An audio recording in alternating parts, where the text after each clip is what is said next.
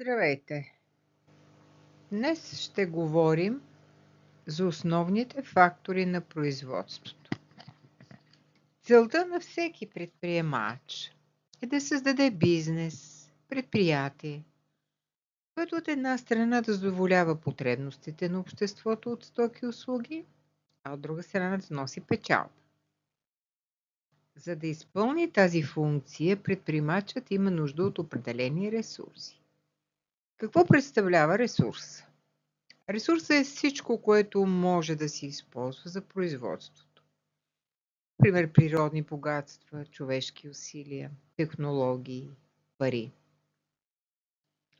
Когато тези ресурси се вложат в производството, те се превръщат в производствени фактори. Значи, ако ресурсът не се използва, той не носи икономическа полза, икономическа изгода и остава просто разход за предприемача. Което означава, че всички фактори са ресурси, но не всички ресурси са фактори, докато не се включат в производството. Класикът Адам Смит разделя факторите на производство на 4 основни групи: земя, труд, капитал и предприемачество. Първият фактор – земята, това са всички природни ресурси, които ние познаваме. Почви, гори, води, полезни изкопаеми, енергия от слънце и вятър. Вторият фактор е трудът. Трудът са всички физически и умствени усилия на хората. Качеството на труда зависи от уменията и знанията на работника, от неговото образование, квалификация, от личностните му черти и качества. Ето защо днес трудът има съвременно значение, но обогатен с образование, квалификация, умения и се нарича човешки ресурс. Третият фактор – това е капиталът. Капиталът е всичко, което човекът е създал, за да улесни производството. Това са всички машини, инструменти, сгради, компютри. Пример за капитал или капиталов ресурс е, например, обикновеният трактор, който обработва земята, но прави труда на човека по-лек. Шевната машина също е капитал, капиталов ресурс. С нея шивачът работи по-бързо и по-качествено. Важното е да запомним, че капитал не означава само пари.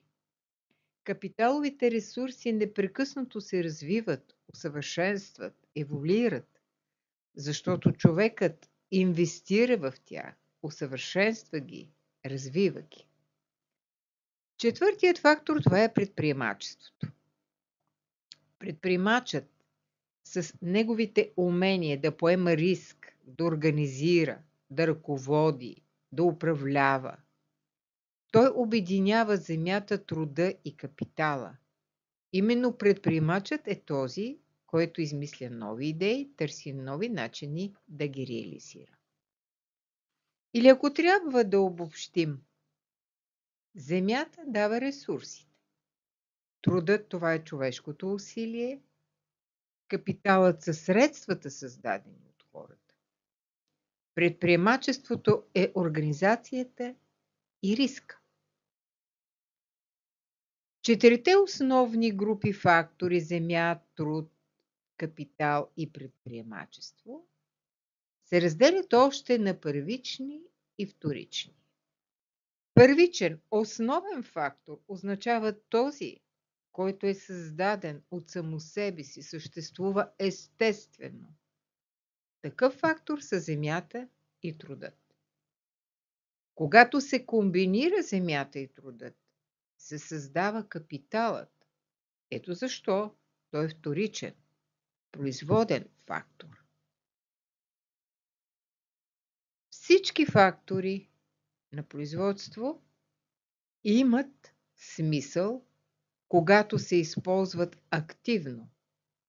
Иначе те остават обикновен ресурс, който носи само разходи за предприемача.